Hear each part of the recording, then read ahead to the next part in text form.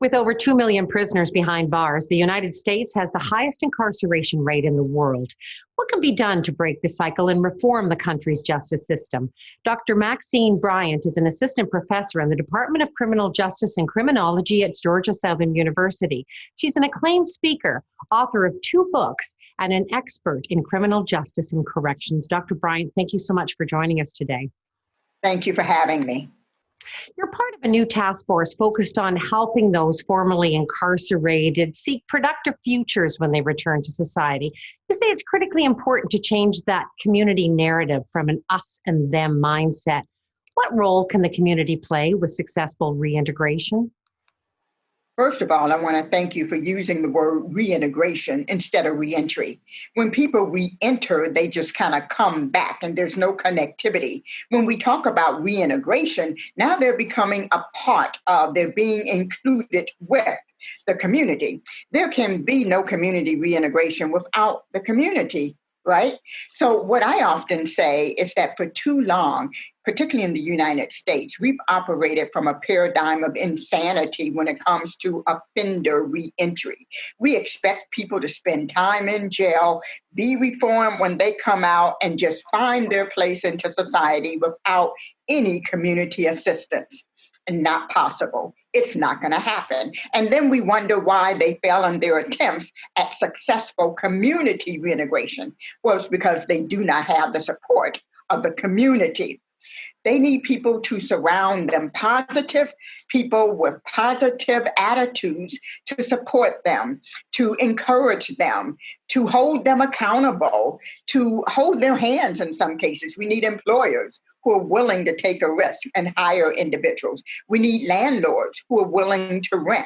We need community members who are willing to include them in the community. I'm very excited that the mayor of Savannah has made room at the table, so to speak, for justice-impacted people. And that's another thing. We need to think about how we talk to them and how we refer to them. They're not ex-offenders. They're not ex-cons. They are, okay? But that's such a negative connotation. Let's change how we perceive them. They are people who've made some mistakes. They are people who've committed a crime, perhaps. They are people who have paid their debt to society. We call them justice-impacted individuals. They have been impacted by the justice system, and they need the help of the community to successfully reintegrate and be included in the community. As you say, labels can be humanizing or they can be dehumanizing. Now, there are a lot of barriers to reintegration that we often don't think about. When is a debt to society paid, or are consequences lifelong? We call them collateral consequences. They are lifelong. So, for example, in most states throughout the United States, people who have committed a crime, have done their time, perhaps they're off probation or parole, may not ever be able to vote, or they may have to appeal for the right to vote. People who pay taxes, who've done their time, why can they not have a vote in how they are governed? Some places, like Georgia, allow a person to vote after they've served all of their time in prison and or on probation or parole. So they're off paper, so to speak. In addition, many people who have a drug crime, for example, who've been convicted of a drug crime, are not eligible for student loans, right? Of financial aid, the Pell Grant.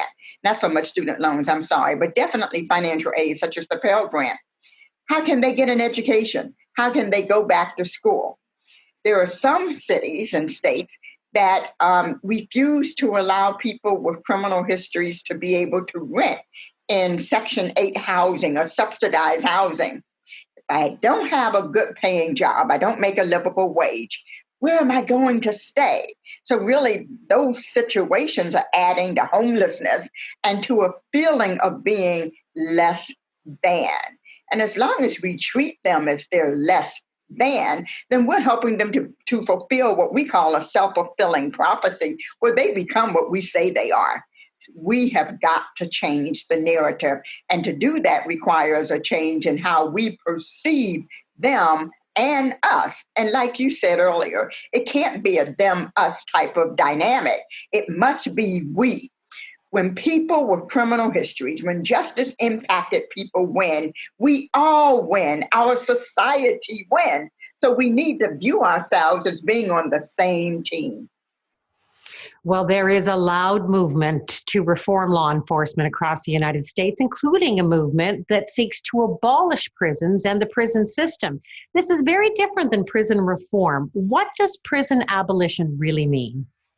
I'm so glad you asked that question. I just wrote an article, submitted an article earlier this summer about penal abolition. So I kind of feel like I'm an expert on that, right? It hasn't been published yet. But so we're not talking about getting rid of prisons. We are talking about changing how we do prisons. In the United States, we use our prisons to punish people we hate. We don't like criminals. We want them to feel bad. We want them to hurt, to feel the pain that they've caused society. Other countries like Sweden and Denmark, they don't do that. They feel that being separated from society, being separated from family is punishment enough. So the focus of their prison systems is not to harm or not to hurt or even not to punish, but rather to rehabilitate, to reinstill a sense of humanness so that the society that individuals return to can benefit from added human capital. Our prison system is designed to deplete human capital, not to build it up. And so when we talk about penal abolition, what we're really saying is that we need an overhaul of how we imprison. Now, there's some people who do really bad things, and they need to be put away, and sometimes for long periods of time. Now, interestingly enough, studies have shown that people who do, let's say, 5 to 10 years in prison, they serve that amount of time, added time does not make them better people when they get out. So this idea of life where you do at least 40 years or you get consecutive 10-year sentences for a total of 20, and we want to throw the book at you. The fact is that people are not usually going to be in prison for the rest of their lives unless they're sentenced to death or consecutive life sentences and things like that. But when they get out, and over 95% of them really do get out and return home, what has that experience in prison really done? Have we been successful in building up human capital?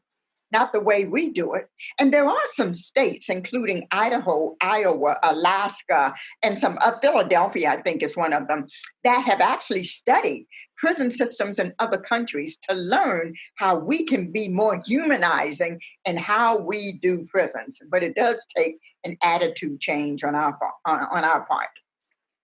Well, the emergence of the defund police slogan has also created confusion. Defunding the police does not mean disbanding or eliminating police departments. Absolutely. There are some who would want to have the public believe that defunding the police equates to empty police departments where no one can answer your 911 call, where crime is going to go up and vandalism will increase and drugs and thievery and robbery and all of that is going to be on the rise. Not so. Defunding the police means reallocating funds so that one, people can survive an arrest. I call it death by arrest, and we've seen it so many times in our country. A broken tail light, selling illegal cigarettes, a $20 check dispute, right, with George Floyd. Those kind of things, the person should not end up dying, right? So what if monies were reallocated to social service agencies where a counselor is on the scene instead of law enforcement?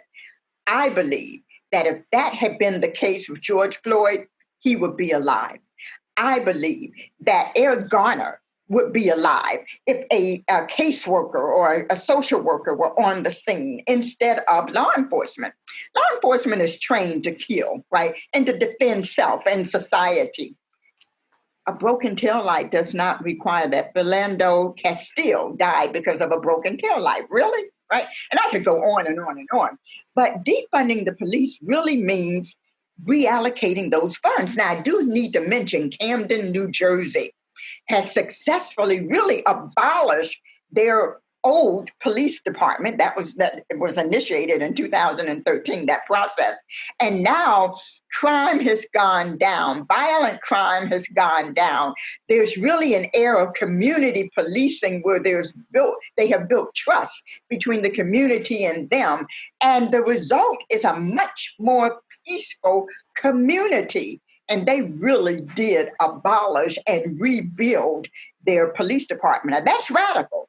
That may not happen across the United States, but it's evident that it can be done in a city that was plagued with corruption on the police force, high crime, homelessness was an all-time high, drug use and abuse was an all-time high. And they've turned that thing around by abolishing their community, their policing, and doing something different. Encouraging that some municipalities across the U.S. are making changes in terms of reprioritizing funding and certainly igniting the conversation about the culture of crime and punishment. Dr. Bryant, thank you for sharing your expertise on NewsPoint today. You've certainly given us much to think about.